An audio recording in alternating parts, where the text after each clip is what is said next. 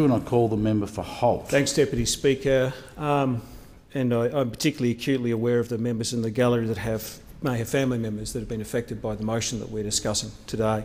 Deputy Speaker, I rise to support the member for McMahon, his private member's motion condemning the actions of the Islamic State in Iraq, who since their reign in parts of Iraq have pursued mass killing of religious minorities living in Iraq, including Assyrian, Chaldean, Mandean and Yazidi people.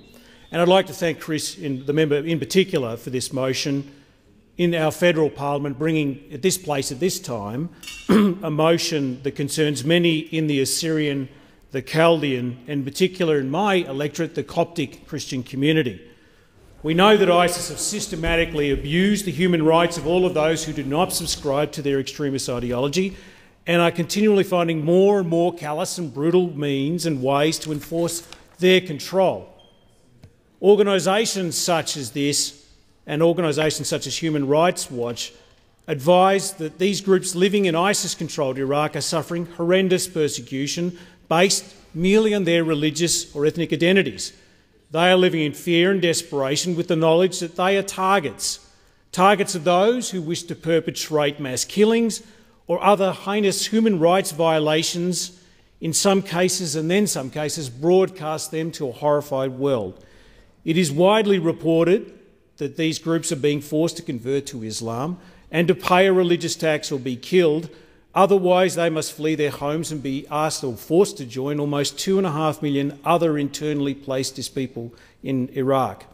From July this year, Christian minorities in Iraq were having their homes marked by ISIS fighters, as the member for McMahon had said, with the Arabic letter for N, which is a way of identifying that the families living in those homes were Christians, making it very clear they are being targeted and in grave danger. Their churches, places of worship and sanctuary have been seized and their religious monuments are being destroyed. There are other Islamic minorities, the Shia Shabak and Shia Turkmen minorities, whose homes have too been marked to identify that they are Shias, and they are being subjected to kidnappings and murders like other minorities in the regions, and they are being forced to flee their homes in fear of their lives and in fear for their families because they do not share the extreme views of ISIS. Deputy Speaker, the actions of ISIS are crimes against humanity. And in this motion it talks about us raising these issues with the United Nations Security Council. There is a provision within that the United Nations Security Council can use, which is called responsibility to protect.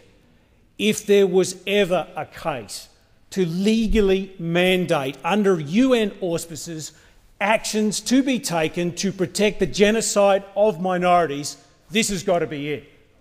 Because what we need, Deputy Speaker, is a lasting solution, a considered solution, a measured solution to the horrible atrocities that we are seeing, because the persecution of Christian minorities in the Middle East has been happening for some period of time, as we know.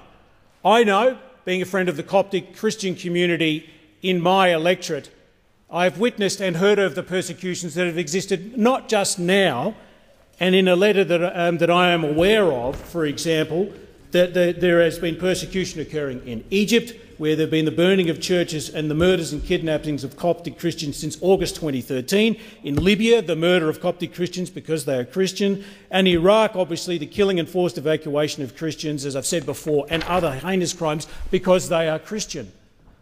But the question for the UN Security Council, and we can play a critically important role in this, is to mandate lasting action to protect these minorities, because they do face an extremist ideology that may not go away if we degrade ISIS, or ISIL as we call them now. But we must have a lasting solution. The member for McMahon has raised these issues in this House on an ongoing basis. I have heard in my time as a Member of Parliament, particularly talking to members of the Coptic Christian community, time after time after time again, the stories of the persecution of the Christian community in the Middle East because they are Christian. But coming back to this particular point, this action, these measures, these atrocities are so grave, it is the responsibility of the world community to take action, legally mandated action, to remove the stain of genocide in this part of the world and properly for perpetuity.